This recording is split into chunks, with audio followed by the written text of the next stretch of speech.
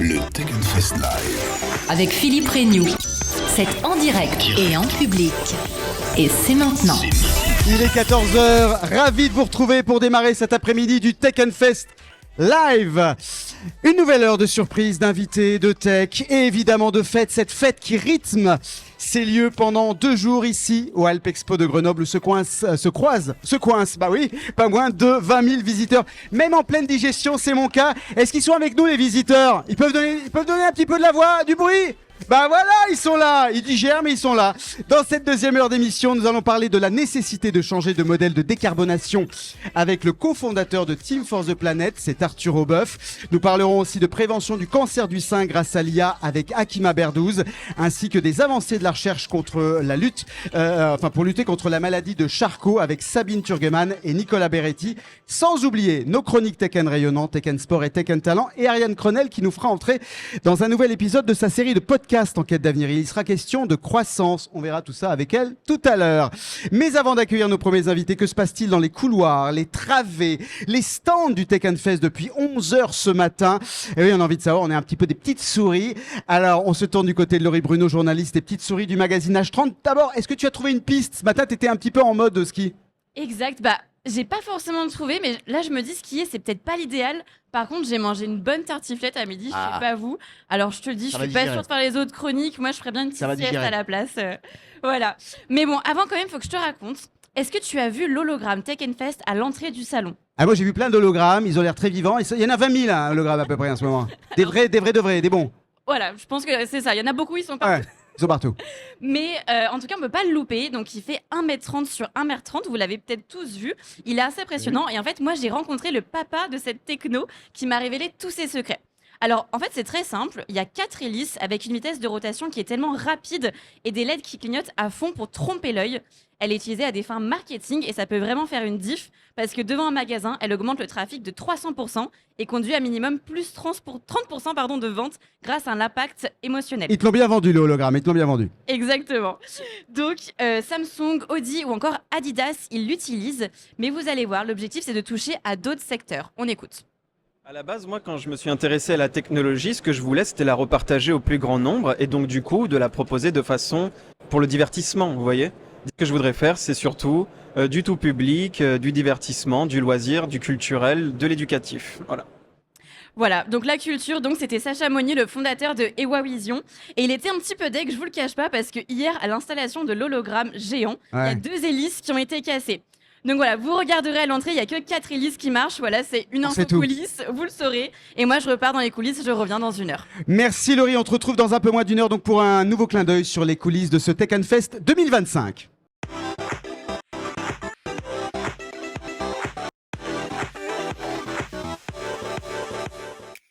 Et au Tech Fest, on parle cette année de décarbonation. C'est d'ailleurs l'une des grandes nouveautés de l'événement que de présenter un village entier consacré à ce sujet. Il est juste derrière nous. Et pour en parler, nous avons la chance d'avoir avec nous en plateau Arthur Aubeuf, cofondateur de Team for the Planet. On l'accueille, s'il vous plaît. Salut Arthur. Et voilà, Chic Planète. Merci d'être là. Alors, justement, Team for the Planet, pour les rares qui ne connaissent pas encore, c'est une entreprise lyonnaise qui investit depuis plus de 5 ans dans la lutte contre le changement climatique en France et à l'étranger. C'est aussi un mouvement citoyen qui réunit plus de 125 000 actionnaires, hein, c'est bien ça, Arthur? 128 000 maintenant. 128 000. Objectif affiché, mobiliser près d'1 milliard d'euros d'ici 2030. Alors, on va pas se voiler la face.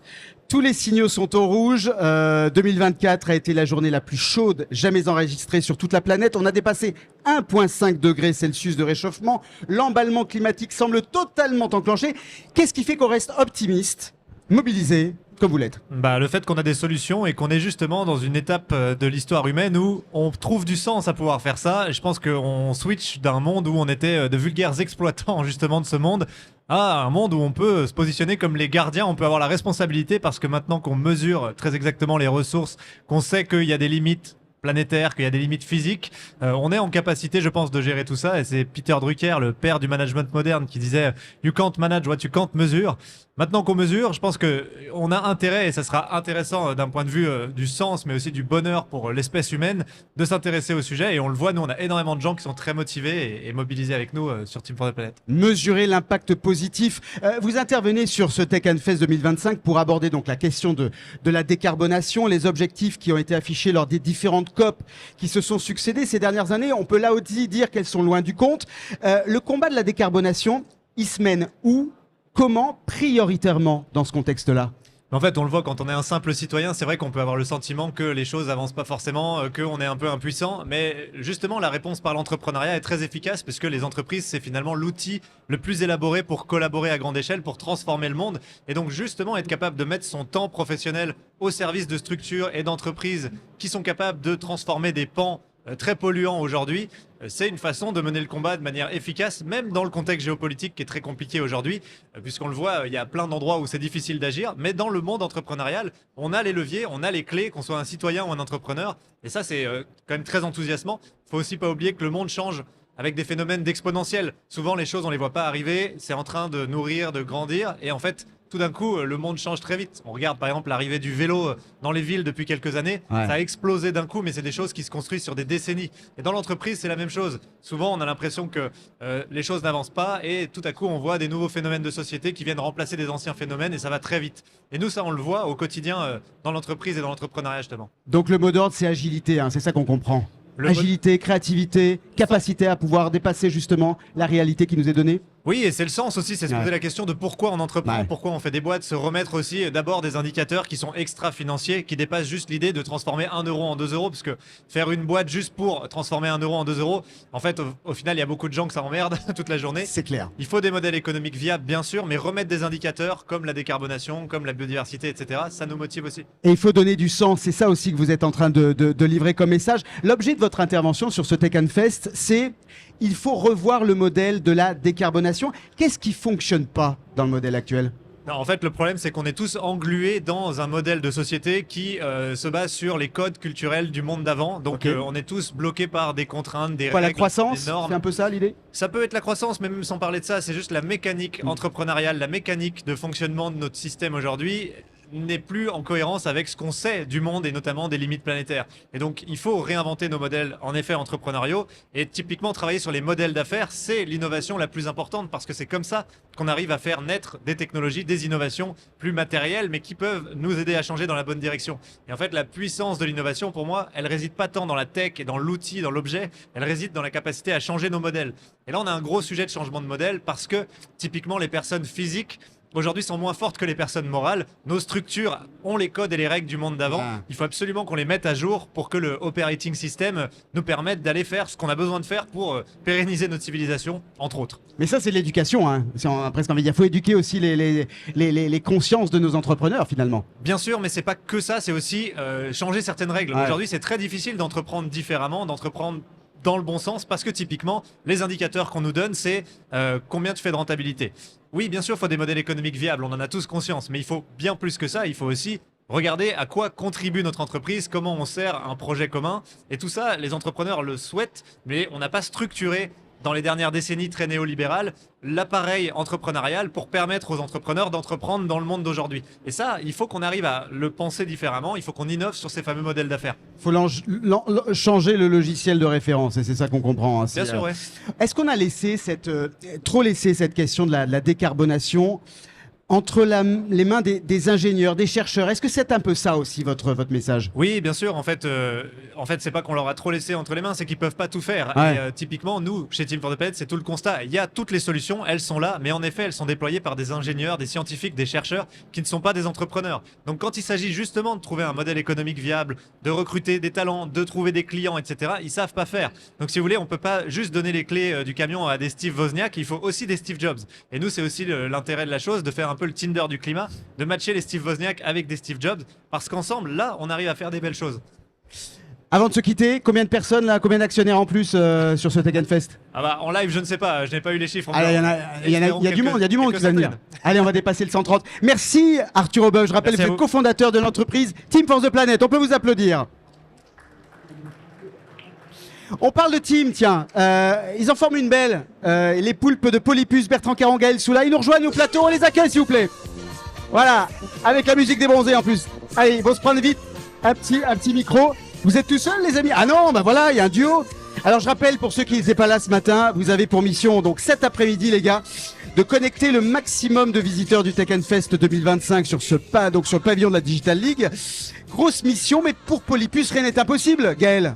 Ah bah rien n'est impossible pour Voilà. Polypus. Et en plus, on a notre troisième homme qui veille sur le plateau et Voilà, ça se passe plutôt bien pour Arnaud. l'instant. Voilà, Merci Arnaud. il est tranquille. Alors, qui est là? Bon, super connexion, une qu'on raffole chez Polypus, une grande entreprise avec une start-up, donc Antonia Coquelin, chargée de mission chez Crédit Mutuel Savoie-Mont-Blanc, et Nicolas Bernard, CEO de 2 minutes max, donc ça s'invente pas, on a Ah bah 2 minutes max. donc c'est parfait. Génial. Donc super connexion sur une thématique en plus, recrutement qui est d'actualité. Waouh. Vous nous expliquez Qu'est-ce que comment vous ça allez faire? connecter Vous avez une minute. Qu'est-ce que vous allez faire ensemble? Oui, alors en fait, ça tombe bien. Ce matin, j'ai Nicolas qui est tout simplement venu me rencontrer pour me présenter 2 minutes max, une solution de candidature et de dépôt d'offres d'emploi. Je te laisse continuer, Nicolas. Ouais, normalement, on a 2 minutes, mais là, je vais faire plus court. C'est simple. En fait, on a créé le remplaçant naturel de la lettre de motivation, une capsule vidéo sécurisée qui te permet de te présenter, de dépasser le CV avec ses limites. La lettre de motivation, on la lit plus avec l'intelligence artificielle. Donc, j'en parle à qui veut bien en entendre parler. Donc là, vous avez trouvé un potentiel financeur, c'est ça, accompagné? Alors, c'est pas tout à fait ça, en C'est fait. pas C'est ça. surtout que le Crédit Mutuel est tout le temps en cours de recrutement. Ouais. On a beaucoup de candidats aussi qui postulent chez C'est nous. une application. Et c'est vrai que les lettres de motivation, on sent que c'est dépassé. Même les candidats eux-mêmes ne les utilisent pas. Et la solution de Nicolas, elle est plutôt innovante, que ce soit pour nous ou pour les candidats. C'est génial. Un dernier petit mot, tout va bien? Vous allez Ouais, pouvoir on peut continuer à- prendre OK pour le financement aussi, mais en tout cas. Eh ben pour voilà, bosser ça va avec se vous, c'est discuter très bien. après. Voilà, on a lancé les discussions. Merci à vous. On souhaite que ça fonctionne et puis que ça donne justement de très belles solutions. Merci les gars. On vous retrouve dans un peu moins d'une heure pour découvrir un autre duo connecté grâce à vos bons soins. Et pour ceux qui veulent matcher, c'est direction la Digital League, le pavillon. C'est là-bas. On n'a qu'à suivre nos amis de Polypus. Merci à vous les gars et merci à vous. Bon duo et bonne connexion. Et quand on parle de connecté, on parle également de recrutement. On vient justement de l'évoquer. Et il n'y a pas d'innovation sans talent, mais les talents, il faut les trouver et surtout les garder. C'est l'heure de la chronique Tech and Talent avec nos amis de Fauve.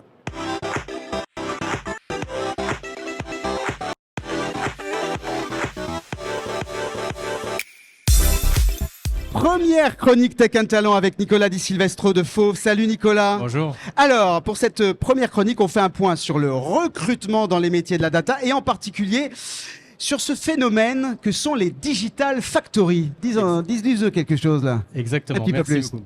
Alors le marché des experts en data ressemble aujourd'hui à une véritable bourse aux talents. Avec la multiplication donc, des Digital Factories et l'essor des projets data-driven, en fait la demande elle explose. Tandis que l'offre, elle, reste assez limitée. Résultat, en fait, on a une concurrence qui est féroce entre entreprises, des candidats qui sont ultra sollicités et des process de recrutement qui doivent s'adapter à cette nouvelle réalité. Le conseil clé, en fait, c'est soigner votre expérience candidat comme une expérience client. En fait, un expert data qui rentre dans un process de recrutement, il est souvent en discussion avec plusieurs entreprises en parallèle. Pour faire la différence, il suffit plus d'un bon salaire et d'un beau projet. Il faut proposer une expérience fluide, engageante, respectueuse de son temps. Et en fait, des échanges transparents, des retours rapides, un process allégé, des interlocuteurs techniques dès les premières phases, c'est des éléments qui sont très très différenciants. Recruter un talent data aujourd'hui, c'est un peu comme convertir un lead en client. Un parcours clair, une proposition de valeur forte et un engagement sans friction. Parce qu'en fait, après tout, qui a envie de subir 5 entretiens, 2 tests techniques et un silence radio de 3 semaines, juste pour recevoir une offre déjà dépassée par celle du concurrent? Oui, poser la question, c'est déjà apporter la réponse, hein, mon cher Nicolas. Justement, dans ce contexte d'ultra-compétition, on va s'arrêter sur le potentiel de ces Digital Factory avec l'une d'entre elles. C'est le groupe Vika. Et pour en parler, donc, on reçoit Jérémy Blond, directeur data du groupe Vika. Merci Jérémy d'être avec nous. Bonjour. Le groupe Vika, est-il besoin de le rappeler, c'est un géant du ciment. C'est aussi donc une Digital Factory, un atelier numérique. Rien à voir avec le métier du ciment. Expliquez-nous, cet atelier numérique, il a un lien quand même ou pas ? Alors, oui, alors même pour une industrie aussi vieille que celle du ciment, je vous rappelle à peu près 200 ans pour le ciment, on va dire moderne. C'est énorme. Voilà, petit rappel historique avec l'invention du ciment par Louis Vika en 1817, originaire de Grenoble. Faut-il le rappeler ? Pour la petite histoire. Ici. Voilà, et donc nous aussi on a envie d'innover encore aujourd'hui et on s'est lancé maintenant il y a 4 ans dans la création d'une Digital Factory parce qu'il y avait un besoin de transformation, même pour des industries aussi vieilles. Et tout à l'heure on parlait de décarbonation. Alors nous, c'est l'objectif numéro 1. Et parmi les leviers de la décarbonation, le digital en fait grandement partie. Ouais. En l'occurrence, votre Digital Factory, elle se nomme 1817, conçoit donc des solutions numériques qui sont censées favoriser une production plus verte, plus responsable. Comment on s'assure d'apporter justement des résultats qui sont tangibles en la matière? Ouais, alors c'est une très bonne question parce que j'entendais tout à l'heure l'intervenant d'avant qui disait Arthur Obeuf, qu'il faut mesurer effectivement tout ce qu'on peut faire parce que c'est aussi le moyen derrière d'avancer, de démontrer et de finalement continuer à avancer sur ces sujets-là. Donc nous, on a des indicateurs qui sont sur la production notamment. On mesure tout le CO2, on va dire notre bilan carbone qui peut être fait au travers de la production de ciment. Je vous rappelle juste, le ciment, c'est le deuxième produit le plus consommé après l'eau, qui est un produit indispensable pour le développement d'un pays. Donc on n'a pas le choix. Il faut en produire. Maintenant, le tout, c'est de le produire de manière plus vertueuse. Ouais. Exactement. Et donc on a des moyens de le mesurer tout au long de la production. Et ça, c'est quelque chose qu'on s'évertue à le faire de manière très précise. De manière efficace et précise. Ouais. Aujourd'hui, les métiers de la tech et de la data, disons-le, ne séduisent plus forcément autant qu'auparavant. Il y a eu un espèce d'engouement, puis ça s'est un peu calmé. Est-ce que les Digital Factory comme la vôtre, c'est une manière d'attirer ces nouvelles générations? Alors, j'ai pas forcément le même ressenti sur l'engouement. Je trouve qu'il y a toujours autant d'engouement. Ouais. Moi, le vrai challenge que j'ai aujourd'hui actuellement, c'est d'attirer les bons talents. Ouais. Tout le monde a la même volonté, hein, je vous rassure. Et de les fidéliser Ouais. et de les développer. Alors que nous, on a notre siège qui est basé à l'île d'Abo, dans un coin qui est très joli et très sympa. Par contre, pour des profils un peu plus jeunes, un peu plus digitaux, c'est un petit peu isolé, hein. d'être dans un milieu plus urbain, au sein d'un coworking, comme on peut l'être avec le 1817 à Lyon, dans une ambiance qui est bien plus adaptée à ce genre de métier, c'est aussi un moyen d'attirer des nouveaux profils et des nouveaux talents. Mais ce que vous nous dites quand même, c'est qu'il y a toujours quand même cet engouement de la jeune génération pour ces métiers-là. Ça, c'est vous le confirmez. En tout cas, vous l'observez. Clairement, moi, je ressens un engouement et on le voit même au niveau du développement des écoles et des partenariats qu'on peut avoir avec nos écoles. Franchement, on a quand même des leviers assez intéressants pour aller chercher des talents. Maintenant, c'est du temps à aussi prendre pour aller travailler avec ces écoles, ces partenaires et finalement attirer les bonnes compétences aussi. Mettre l'accent sur une production plus verte, plus responsable, ça reste encore un argument de recrutement qui est efficace? Je pense, oui. En tout cas, me concernant, ça l'est. Le ciment, clairement, ce que je disais juste avant, c'est qu'il y a un impact sur le CO2 qui est important dans cette industrie-là. Et si on veut faire de l'impact, j'ai envie de dire, venez travailler pour nous. Clairement, vous aurez un impact très mesurable. On parlait de mesures. Une tonne de ciment produite, c'est à peu près 500 kg de CO2 rejetés dans l'atmosphère, entre 500 kg et une tonne. On a des objectifs à 2030-2050 de diminuer ce KPI-là, d'être le plus bas possible. Et donc, forcément, quand vous venez travailler pour nous, vous avez un levier direct sur cet impact-là. Et moi, je trouve ça franchement très intéressant. Et aujourd'hui, avec ce qu'on voit au niveau de l'IA, il y a quand même des leviers hyper intéressants à aller chercher. Je dis pas que ce sera l'IA qui va forcément tout transformer dans notre industrie, mais l'IA croisée avec des investissements industriels peut avoir un impact assez génial sur notre industrie et il faut le faire.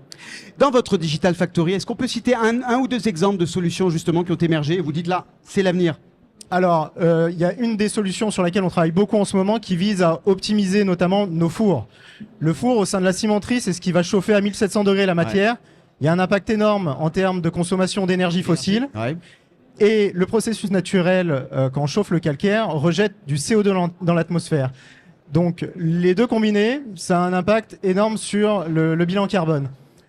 On est en train de développer de ce qu'on appelle des optimizers qui vont aller finalement optimiser un certain nombre de paramètres, de variables qui sont difficilement gérables à l'échelle humaine pour optimiser le fonctionnement d'un four, la vitesse d'un ventilateur, l'oxygène dans le four, tous ces paramètres. Et ça, vous utilisez l'IA, j'imagine, pour ça. Alors, aujourd'hui, pour être pas tout à fait encore, il y a des opérateurs, c'est encore très humain. Ouais. Et l'humain est très important et il faut le conserver, mais il faut arriver à l'augmenter avec un petit peu d'aide à la décision. Dernière question, les Digital Factory, elles se développent de plus en plus en France. Comment on se distingue sur ce marché en plein foisonnement, vous, par exemple?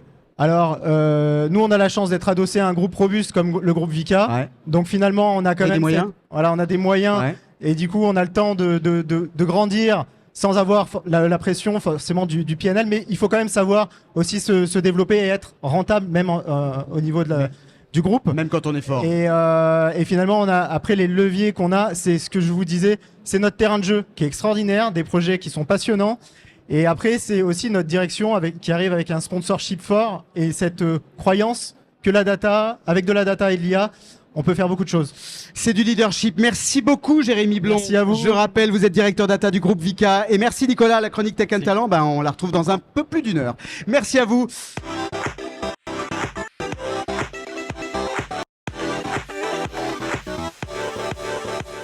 Sur ce Tech and Fest 2025, l'intelligence artificielle aura donc été au cœur de tous les échanges, de toutes les interventions. L'IA qui révolutionne déjà des pans entiers de nos approches de recherche. C'est le cas évidemment dans le domaine médical. On en parle avec l'une des startups françaises phares dans le domaine, Hop Valley AI. On accueille sa fondatrice et présidente, Hakima Berdouz, s'il vous plaît.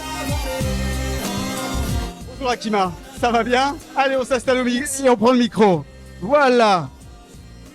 Hakima Berdouz, merci d'être avec nous. Vous êtes à domicile, hein. Vous êtes vraiment ici à domicile. Ancienne ingénieure, chercheur au commissariat à l'énergie atomique. Vous avez fondé donc cette start-up, Hop Valley AI, qui est à l'origine d'une solution d'aide au dépistage du cancer du sein assisté par l'intelligence artificielle. On rappelle quand même les chiffres, hein. Le cancer du sein, c'est plus de 60 000 nouveaux cas par an dans notre pays. Plus de 12 000 décès encore chaque année. C'est 33 femmes qui meurent chaque jour. Absolument. Chaque jour du cancer du sein. C'est énorme.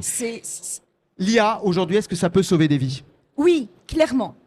Et d'ailleurs, aujourd'hui, effectivement, le cancer du sein reste le cancer le plus fréquent et le plus meurtrier pour les femmes en France et dans le monde. Sachant qu'aujourd'hui, en fait, le cancer n'apparaît pas du jour au lendemain. Il a une phase d'incubation à minima 5 ans avant qu'il soit détectable par une mammographie. 5 ans. Et donc là, aujourd'hui, l'intelligence artificielle est capable, permet d'aller le débusquer, le prédire et aller le détecter 5 ans avant qu'il se déclare. Enjeu de santé publique, on rappelle, le dépistage du cancer du sein et l'adoption depuis le 28 janvier dernier d'une prise en charge des soins qui sont liés au cancer. C'est important de le souligner. En 2 mots, votre technologie, Hakima, c'est une clinique numérique sur smartphone. On utilise donc son cellulaire pour prendre une photo qui va ensuite être traitée par une imagerie mammaire non ionisante, non invasive, c'est important de le préciser, et qui embarque donc de l'intelligence artificielle pour traiter l'image. Autrement dit, c'est quoi? C'est de l'autoprévention, c'est de l'autodiagnostic que vous offrez. On est plutôt dans la prévention et le prédépistage, puisqu'on vient effectivement non pas changer le gold standard aujourd'hui du dépistage, qui est la mammographie, qui est réservé uniquement en fait aux femmes à partir de 50 ans, sachant qu'aujourd'hui il y a beaucoup de cancers qui se déclarent, c'est des femmes jeunes qui ne sont pas du tout couvertes par le dépistage organisé. Et c'est vrai que nous, notre solution, c'est de dire comment nous l'avons imaginé, parce que au sein de Hop Valley AI, nous sommes plusieurs femmes et donc nous sommes directement concernées. Et puis on a intégré l'expérience utilisatrice dans le design même de la solution. Et donc on s'est dit, finalement, toutes les femmes et messieurs aussi, tout le monde est concerné. Voilà, tout le monde, puisque 1% des cancers du sein touchent les hommes, et généralement en fait les hommes n'y pensent pas, et malheureusement ils le détectent à un stade très tardif.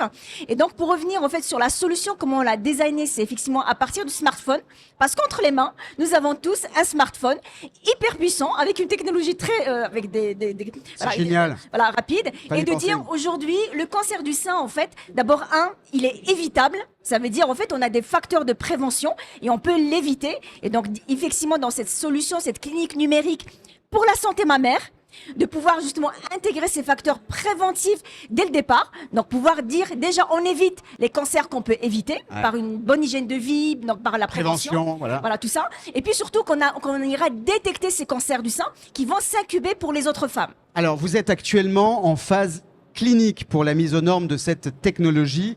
Ce sont des étapes, on le sait, qui sont longues, qui sont fastidieuses. Mais quand même, est-ce que c'est plus rapide que dans des procédés de recherche plus classiques avec l'IA? Il faut savoir que moi je viens du nucléaire, puisque je suis ancien chercheur du CEA, et donc effectivement aujourd'hui la première contrainte des startups qui développent des dispositifs médicaux est la partie réglementaire pour l'accès au marché, donc qui nécessite effectivement des études cliniques et la prise en compte de contraintes réglementaires très importantes. Néanmoins aujourd'hui effectivement l'IA en tant que telle c'est un dispositif médical avant de le mettre entre les mains des patientes et de leurs professionnels de santé, parce qu'il ne faut pas oublier que notre clinique est déployée aussi auprès des professionnels de santé et les soignants de proximité. Mais avant de le rendre accessible, il faut d'abord apporter la preuve clinique et scientifique que la technologie est robuste, est performante et sécurisée. Et donc, pour cela, effectivement, il y a un long processus réglementaire qu'il faut déployer pour l'obtention du marquage CE, qui va permettre l'accès au marché de cette technologie. Sachant qu'aujourd'hui, avant, en fait, on nous disait aux startups de la santé de commencer par l'obtention du marquage CE, donc en France et en Europe ensuite, avant d'aller vers le FDA, vers les États-Unis. Malheureusement, heureusement, en fait, aujourd'hui, les choses ont changé.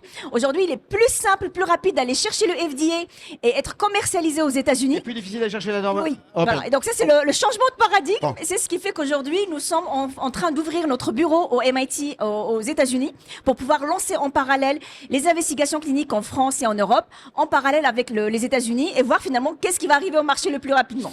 Mais ce que ça veut dire aussi, c'est qu'on a besoin de la norme, évidemment, mais il faut quand même aussi l'alléger. C'est ça aussi que vous donnez un peu comme message. Une simplification.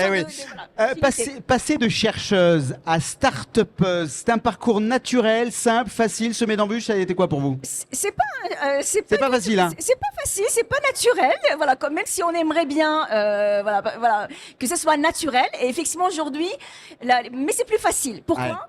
Parce que d'abord, en étant dans la R&D publique, en fait, il existe beaucoup de dispositifs permettant et encourageant les chercheurs à sauter le pas, ce qui n'est pas du tout évident. Donc ça, c'est la première chose. Encourager, donc. Voilà, il y a quand même des financements en antécréation qui aident les chercheurs à y aller.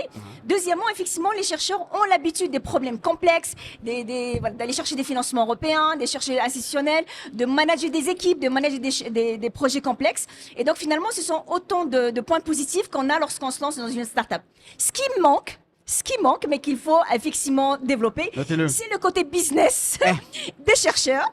Et ça s'improvise pas, ça. Ça s'apprend. Voilà, ça s'improvise pas, ça s'apprend. Et quand on est effectivement pas doué, mais enclin à développer ses compétences, on peut effectivement avoir cette double casquette. Mais généralement, les chercheurs vont aussi chercher d'autres cofondateurs qui ont cette casquette business et développement, business et marché, qui vient compléter l'équipe. Et là, je mets à l'accent justement l'importance de l'équipe. Pour les startups. Le message il est important, la clé c'est de s'entourer. Bien s'entourer et garder le cap et rester focus. Exactement, et garder la passion, vous l'avez. Merci Akima Berdou, je rappelle, vous êtes présidente de la startup Hop Valley High. Les femmes peuvent vous remercier et nous aussi les hommes. On est bien d'accord. Alors en matière de prévention, Akima, il n'y a rien de mieux qu'un esprit sain, on le disait, dans un corps sain. Absolument. Alors c'est le Tech and Sport avec Mathieu Andreu. Merci. C'est avec nous. Voilà. Alors, salut Mathieu. Salut Philippe. Salut Mathieu. Alors, toutes les heures, on va très très bien. Tu nous offres un petit exercice de relâchement musculaire. Vous avez tous travaillé ici qui êtes derrière. Les visiteurs du Tech Fest, on le sait, ils sont sollicités, ils ont mal aux jambes, ils ont mal aux pieds. Toute la journée. Voilà, ils marchent toute la journée. Qu'est-ce qu'on peut leur proposer? Je vais te proposer 3 exercices. Allez, 3 exercices. Le premier exercice, c'est un exercice de déverrouillage. On va juste venir s'arrondir et on vient s'enrouler vertèbre après vertèbre. Allez, on y va. Tout simplement, voilà, on vient s'enrouler vertèbre à terre. On descend, on essaie d'aller le plus bas possible. Il faut rien en face. Et on s'enroule. Ça, c'est un exercice, Philippe, qui est super important pour bien relâcher tous les muscles de la chaîne postérieure. On les sent, les vertèbres qui craquent là. Exactement, très important. Ensuite, on va venir déverrouiller le haut du corps. On lâche le haut du corps. On n'hésite pas même à avoir les mains qui viennent nous frapper. Si, vous le faites bien là-bas. Comme ça, on se déverrouille. Allez, je vous propose tous de le faire. On se déverrouille bien, etc. Ça fait bien. Les épaules, même chose en arrière, en avant, en arrière, pour bien relâcher le haut du corps. Parce que à force de parler, d'être assis aussi toute la journée, et ben finalement on perd de l'énergie. C'est sûr. Et le dernier exercice que je vais te proposer, Philippe, c'est de pouvoir un exercice un peu cardio pour faire remonter, finalement faire circuler le sang. On vient juste venir trottiner. Allez, on trottine. Tranquillement, avec l'activation des bras, parce qu'on oublie trop souvent les bras. Ouais, là-bas, on trottine bien là. C'est bien. Un petit peu, on active un petit peu. Oui, formidable. Et tout ça parce que finalement le sport c'est aussi la santé. Et voilà, merci Mathieu. On peut l'applaudir, Mathieu Andreu. Merci à vous. Propose des formations pour débutants, mais aussi des programmes ultra personnalisés pour des athlètes confirmés. Voulez-vous remettre à la course à pied, au trail, au vélo, au ski, au contraire performer dans ces matières que vous pratiquez déjà? Eh bien, Mathieu peut vous aider. Vous voulez en savoir plus? Rendez-vous au pavillon de la Digital League. Mathieu vous attend. Et nous, on se retrouve tout à l'heure, Mathieu. Merci beaucoup, Akima. C'est l'heure. Tac.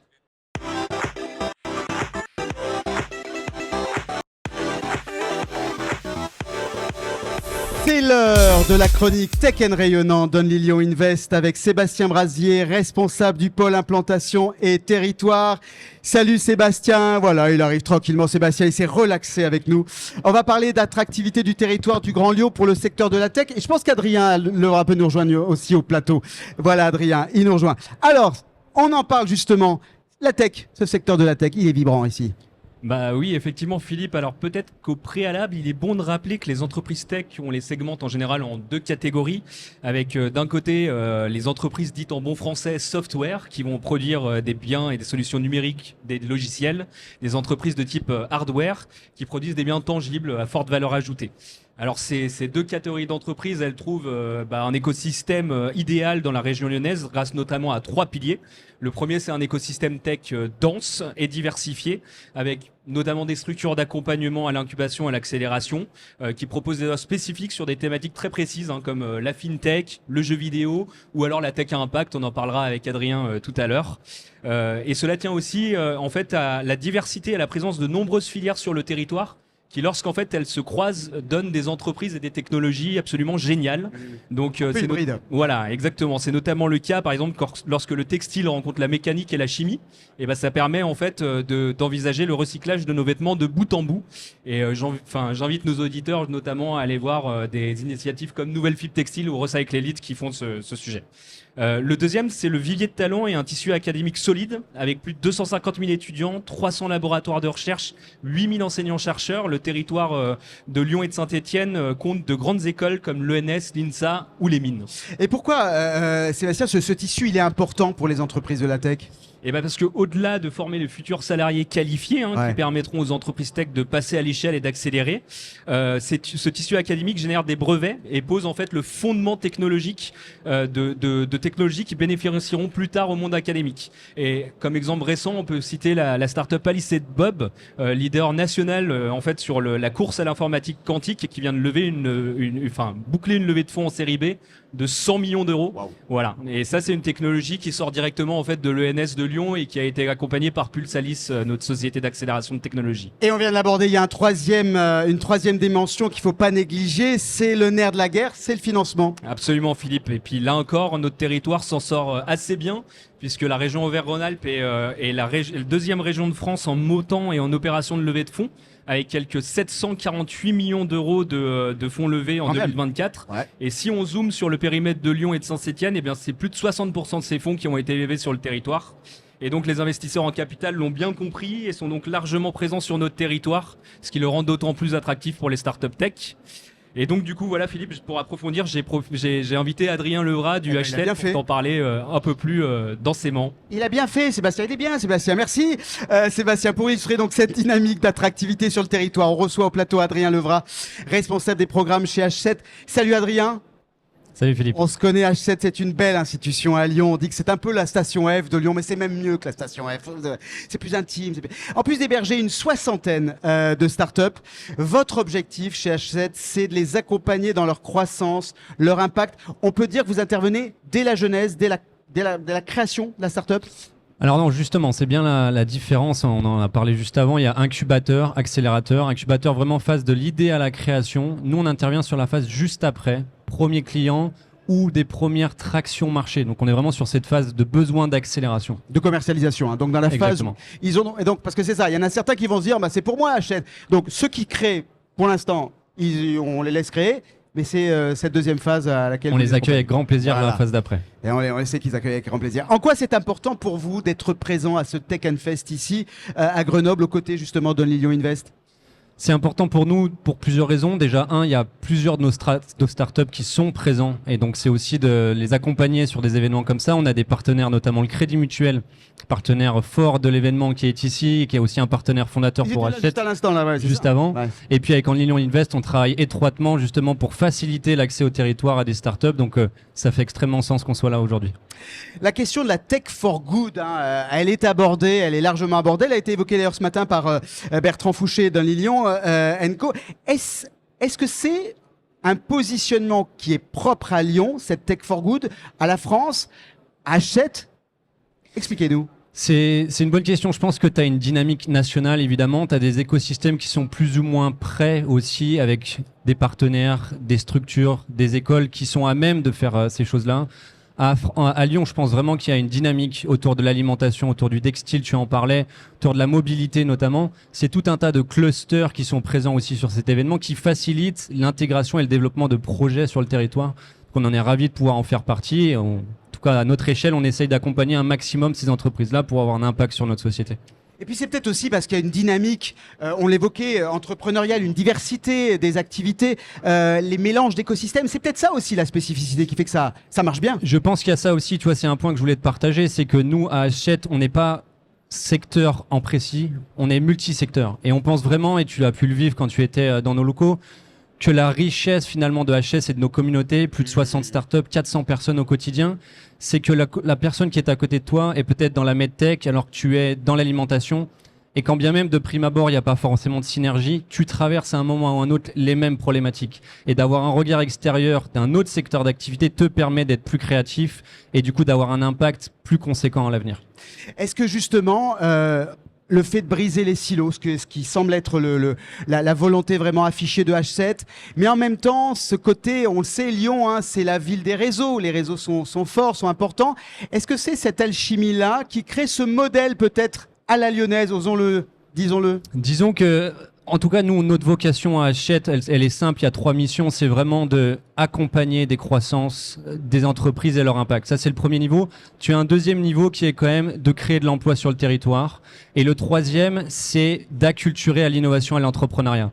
Et ces 3 aspects-là, on y répond de façon simple. Un événement sur l'entrepreneuriat qui s'appelle Zero to One, c'est 1200 personnes le temps d'une journée avec des retours d'expérience des plus beaux entrepreneurs français. Le 22 mai, notez la date dans vos agendas. Un vers un job, un événement pour créer de l'emploi, c'est simple. Des startups qui, de notre réseau, ont des besoins de recrutement. C'est 1000 personnes le temps d'une soirée qui viennent trouver un emploi. Et le dernier levier, c'est acculturer. Et ça, pour ça, on accompagne des entreprises du territoire sur leurs enjeux d'innovation, sur des hackathons type EDF, le Crédit Mutuel ou encore Lyon Aéroport. L'innovation à impact, on l'évoquait justement aussi, c'est l'avenir pour le coup de cette tech. Là, cette année, le Tech Fest, le mot d'ordre, le motto, c'est le sens de la tech. Il est là, le sens de la tech, Adrien? Écoute, le discours d'Arthur avant est pertinent parce que c'est revenons à l'essentiel finalement. Revenons à ce qui demain nous apportera de la durabilité sur la planète dans laquelle on vit. Et je tenais à te présenter un projet en tout cas qui allie parfaitement la tech et l'impact qu'on a accompagné à Hachette. Ça s'appelle Kikléo. Ouais. Kikléo, ils sont présents en plus sur le stade de la région. Le principe, c'est simple, gaspillage alimentaire dans les restaurants collectifs, comment on fait pour réduire? Il a décidé, notre ami Vincent, de mettre à la fin des convoyeurs où tu poses ton plateau, une caméra qui est en capacité avec l'IA de reconnaître la quantité de déchets que tu as mis de côté. Aujourd'hui, ça fait 4 ans qu'ils existent, ils sont arrivés à Hachette, ils étaient 7, aujourd'hui ils sont 30. Wow. Ils accompagnent de moins 20% le gaspillage alimentaire, levée de fonds de plus d'1,6 million. Ils ont fait pour la première année, l'année dernière, 1 million de CA. Et c'est énormément d'impact. Tu as l'IA d'un côté, l'impact du gaspillage alimentaire, le tout mêlé à un super projet. Kikléo. Kikléo. On va aller voir sur le pavillon de la région. La région. Bah, la vie est belle. On n'est pas bien à Tech Fest, hein, et on est en train de révolutionner le monde. Merci Adrien Levrat, je rappelle, vous êtes responsable des programmes chez Hachette. Merci d'être venu. Sébastien, merci beaucoup.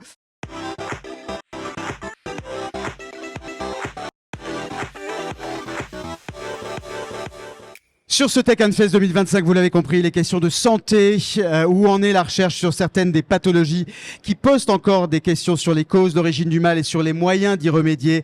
Une de ces pathologies, c'est la sclérose latérale amyotrophique, plus connue sous le nom de maladie de Charcot. On en parle avec Sabine Turgeman, directrice générale de l'ARSLA, l'association pour la recherche contre la maladie de Charcot. Elle est accompagnée de Nicolas Beretti, conférencier de renom. Il est aussi porteur de la maladie. On les applaudit, s'il vous plaît.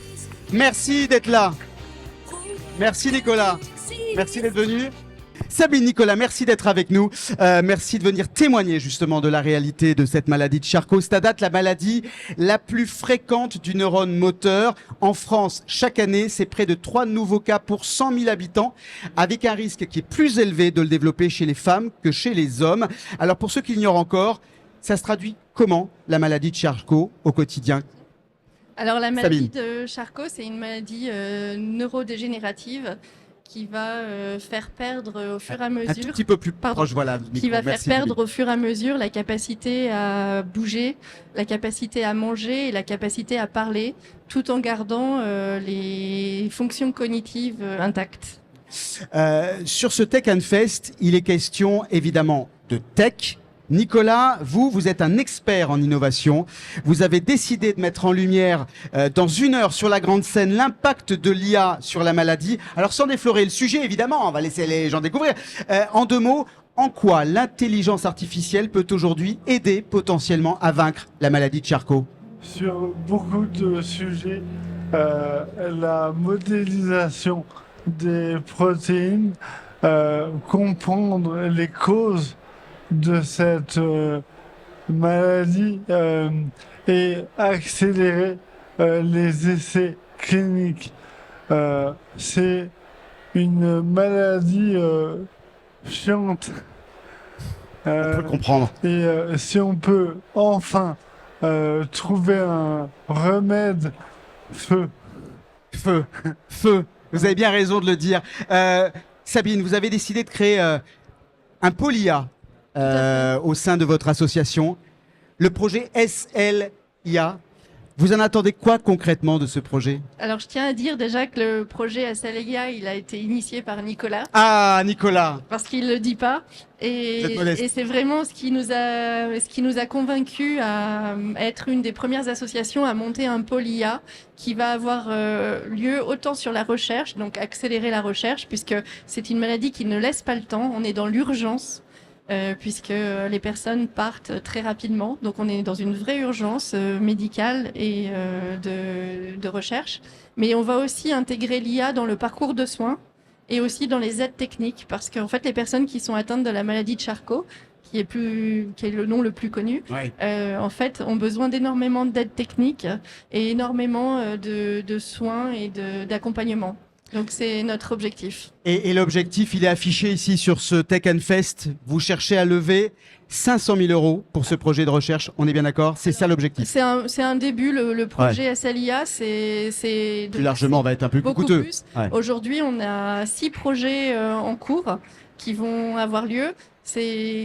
Alors, sur quoi portent ces projets? Le premier, c'est sur des capteurs pour pouvoir identifier des situations d'urgence médicale que les gens pourront avoir chez eux entre 2 consultations.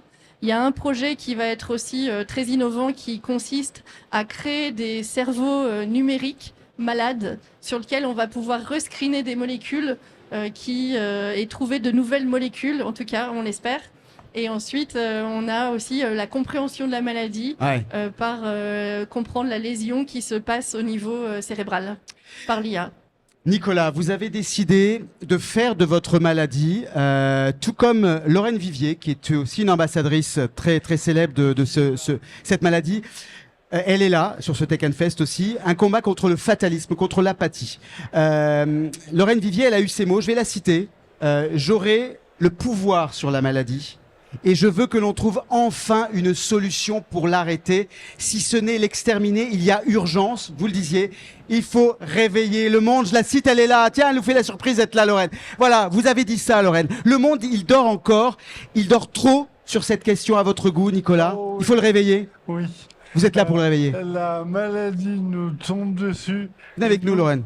On va lui tomber dessus. On va lui tomber dessus. Ouais. Salut, Lorraine.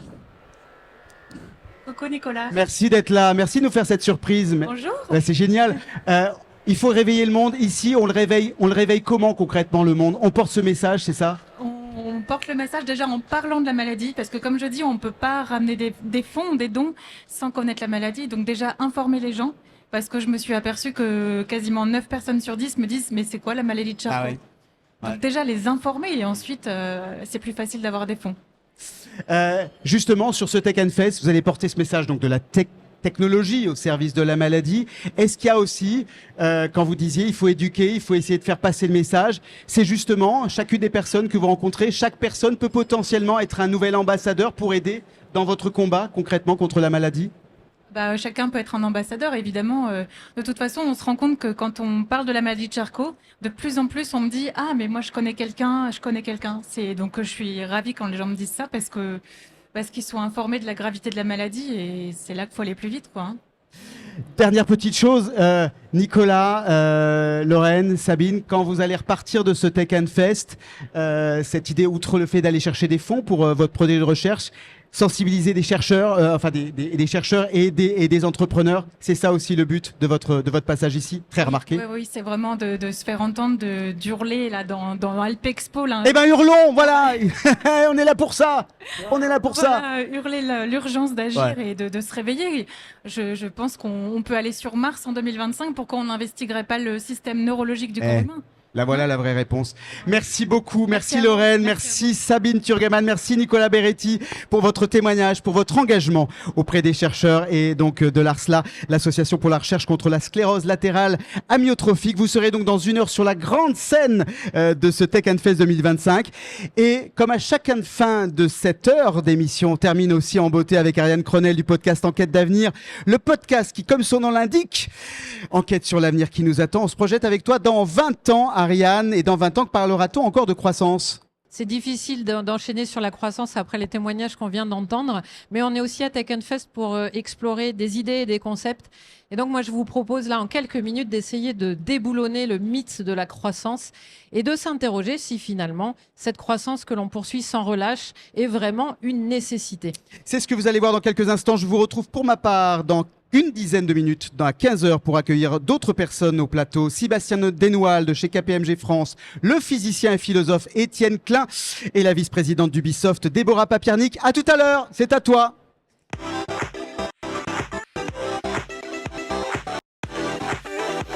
Alors si je vous demande si la croissance a plus d'effets positifs que négatifs, je pense que vous serez nombreux à me dire que les effets sont quand même généralement plus positifs.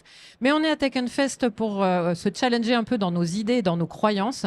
Aussi, je vais vous rappeler quand même quelques éléments de définition par rapport à cette notion. Parce que quand on parle de croissance, en réalité, la croissance, c'est un raccourci. On parle de croissance du PIB, le produit intérieur brut, et on est obligé d'aller se replonger, si on en a encore quelques souvenirs, dans nos cours d'économie de lycée, où on nous donnait la définition du produit intérieur brut. Dans la définition, il est dit, je cite, que la croissance du PIB mesure l'accroissement de la richesse d'un pays sur une période donnée. Mais quand on parle de richesse, on parle de quoi exactement? Eh bien, c'est toujours la définition de l'augmentation de la quantité de biens et de services produits par les habitants d'un pays, les entreprises et les administrations.